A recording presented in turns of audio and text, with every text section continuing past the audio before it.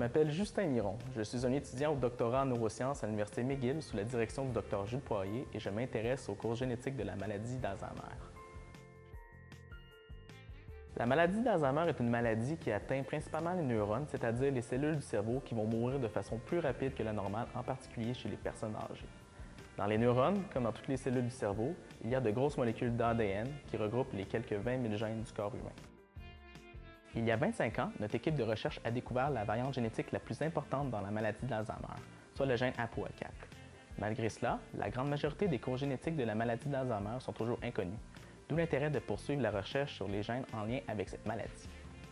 Afin de découvrir ces variantes génétiques, notre équipe de recherche a décidé d'analyser le profil génétique d'une partie de la population québécoise. La population québécoise est une population qui est génétiquement très homogène.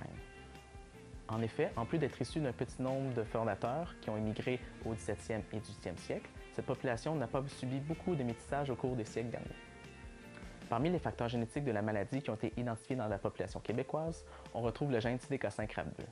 Il a été présenté pour la première fois dans un article que j'ai publié en 2018 dans la revue Alzheimer's and Dementia. J'ai découvert que plus ce gène est actif, plus le risque de développer la maladie est élevé à cause d'une augmentation de l'enchevêtrement des neurofibrilles. Les neurofibrilles sont des petits filaments qui servent à structurer et à soutenir la forme du neurone. Lorsque les protéines stabilisant les neurofibrilles s'entremêlent de façon désordonnée, cela contribue à la mort du neurone. Les enchevêtrements neurofibrillaires constituent donc un marqueur pathologique de la maladie d'Alzheimer.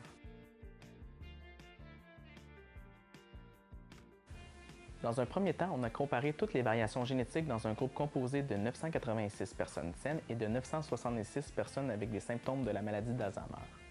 Par la suite, on a analysé 134 cerveaux humains sans symptômes pour démontrer qu'une de ces variations génétiques était associée à une plus grande expression du gène CDK5-RAF2. Grâce à un dernier échantillon de cerveaux provenant de notre banque de cerveaux au Douglas, on a établi le lien entre la plus grande expression de ce gène et l'enchevêtrement neurofibrillaire dans les neurones des cerveaux Alzheimer. Mes objectifs futurs sont de mieux comprendre le gène CDK5-RAF2 en travaillant sur des cultures de neurones humains ainsi que sur des modèles animaux afin de développer de nouvelles applications cliniques pour la maladie d'Alzheimer. Le travail de Justin s'inscrit dans une façon globale au sein du Centre d'études sur la prévention de la maladie d'Alzheimer où on essaie d'identifier les causes et, si possible, des traitements possibles de la maladie d'Alzheimer. Ce qui est particulier avec le travail de Justin, c'est qu'il a identifié un nouveau gène directement impliqué dans le risque d'avoir la maladie d'Alzheimer et son rôle possible dans l'implication et l'évolution de la maladie d'Alzheimer. Encore plus important, c'est une cible thérapeutique qui fait beaucoup de sens et qui pourrait nous amener à de nouveaux traitements.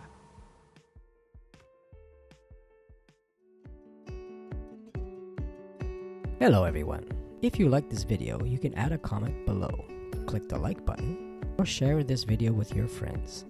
If you wish to know more, visit our website douglas.research.mcgill.ca.